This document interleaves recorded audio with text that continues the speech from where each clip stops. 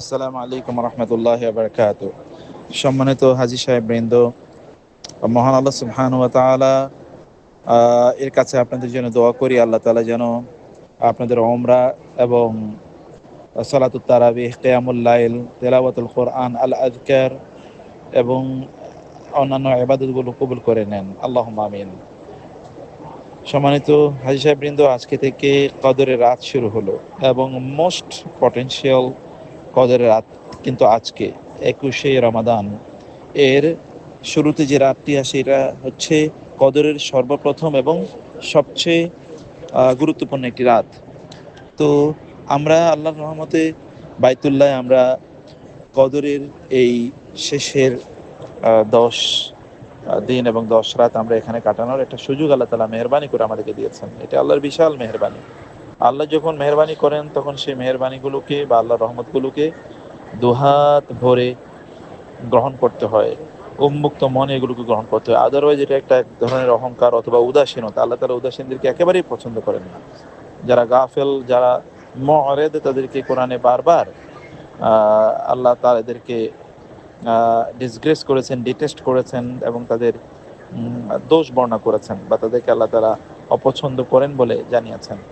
অতএব এই কদরের এই মহিমান্বিত রাতগুলো এবং বাইতুল্লাহর পাশে থেকে এই মর্যাদাবান অবস্থা পাওয়ার পরেও যদি আমরা যথাযথভাবে ইবাদত না করতে পারি, আল্লাহর কাছে আমাদের গুনাহগুলো মাফ করিয়ে না নিতে পারি, তাহলে আমাদের চেয়ে হতভাগা আর কে হতে পারে, আমাদের চেয়ে দুর্ভাগা কে হতে পারে।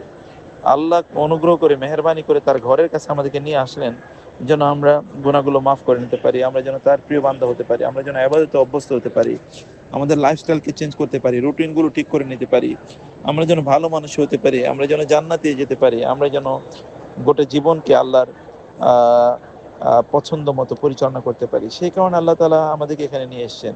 হাজার কোটি মানুষের মধ্য থেকে নির্বাচিত এই কয়েকজন লোক আমরা যারা এখানে অবস্থান করছি, আমাদেরকে এই সময়ের গুরুত্ব ভালো করে বোঝা দরকার।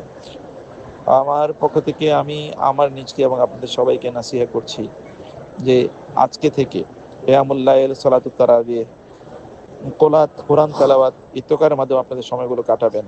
সিদ্ধান্ত নেন যে এই 10 দিনে অবশ্যই কোরআন একবার খতম করবেন।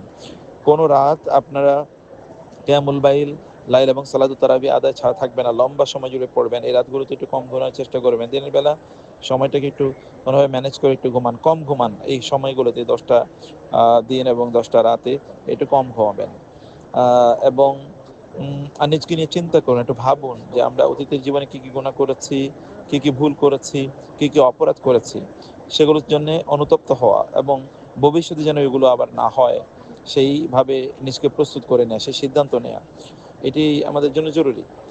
পাশাপাশি আমাদের নিজের জীবনের জন্য একটু প্ল্যান করা দরকার। আপনাদের বাচ্চাদেরকে নিয়ে আপনারা কি ভাবছেন, ওদেরকে নিয়ে আপনারা কি করেছেন, কি করণীয় ছিল, কি করতে পারেন নাই, এবং পিতামাতার সাথে কি আচরণ করেছেন, কি করার কথা ছিল, তাদের কি খেদমত করার কথা ছিল, কি করতে পারি নাই, অথবা আমাদের পারিবারিক জীবনে আমরা কতটুকু ভালো থাকার কথা ছিল, কতটুকু থাকতে পারি না। এই সকল বিষয়গুলো একটু ভাবেন প্লিজ। আমরা কিন্তু আমাদের নিজেকে নিয়ে ভাবার কোনো সময় পাই না।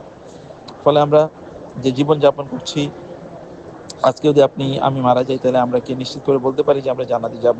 এই প্রত্যাশা কি রাখতে পারি? কত গুনার সাগরে আমরা সবাই হাবিয়ে ডুবো, খাচ্ছি এখনো, চিন্তায় আমাদের গুনাহ আছে। শুধুমাত্র যে আমরা এমনি প্রকাশ্যে গুনাহ করি তা কিন্তু না, আমাদের চিন্তার মধ্যে গুনাহ আছে। দেখবেন পরিশীলিত, বিশুদ্ধ, কল্যাণকর মানুষকে ভালোবাসা অথবা মানুষকে ক্ষমা করে দেয়া, ঘৃণা না করা, হিংসা বিদ্বেষ না রাখার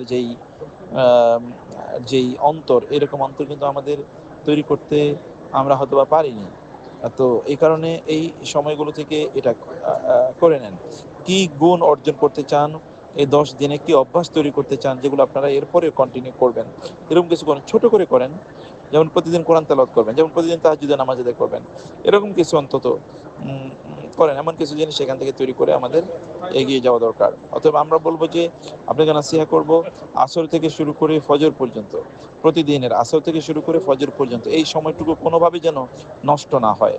আপনার দিনের বেলা ঘুমের জন্য একটা রুটিন করে নেন, কিন্তু আসর থেকে ফজর এই দীর্ঘ সময় আসরে আপনার বাইতুল্লাহ চলে আসেন, এখানে তারাবির নামাজ আদায় করে যারা এতেকাফ করেছেন তারা করছেনই, যারা করেন নাই আমি তাদেরকে নাসিহা করবো যে এতেকাফ করুন প্লিজ। পুরুষদেরকে আমরা বলেছি আপনাদের সবার জন্য এতেকাফ করা এটা বাধ্যতামূলক করে নেন, যে এই এতেকাফ এই সুযোগ আর কখনো পাবেন না। হোটেলে থাকতে বউ পারবেন না, কবরে গেলে তখন হোটেলের কি হবে?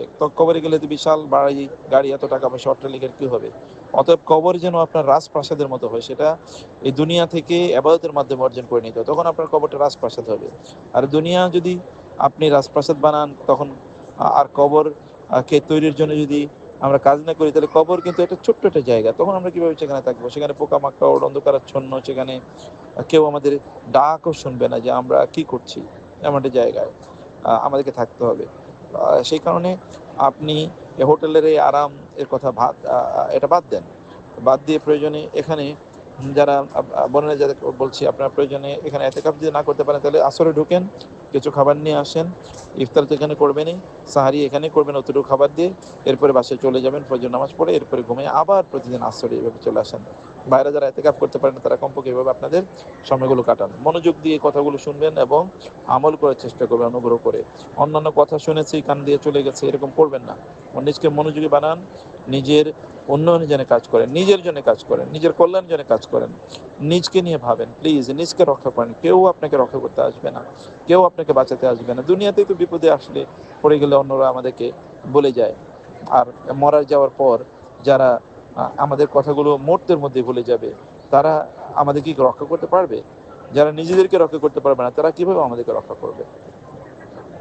সে কারণে এটা যেন আমাদের আখেরাতের পুঁজি হয়, আখেরাতের জন্য অর্জন হয়। দুনিয়ার জন্য, দুনিয়া এখানে 50-60 বছর বাঁচবো, তার জন্য কত লম্প ঝম্প এবং কত আস্ফালন, কত দৌড় ঝাঁপ, কিন্তু আখেরাতে অনন্ত অনাদিকাল পর্যন্ত যেখানে থাকতে হবে, যে জীবনে কোনো শেষ নাই, সেই জীবনের জন্য নিশ্চয়ই অর্জন করা দরকার। আর এই 10টা দিন is very important, this 10 days আর very important for structuring our life এবং bring our life to up to routine, standard routine. আমরা এই সময়টা যেন উত্তমভাবে কাটাতে পারি, এটা আপনারা শুনবেন, এবং এখানে একটা ভিডিও শেয়ার করা আছে, ভিডিওটা আপনারা শোনার চেষ্টা করুন ইনশাআল্লাহ।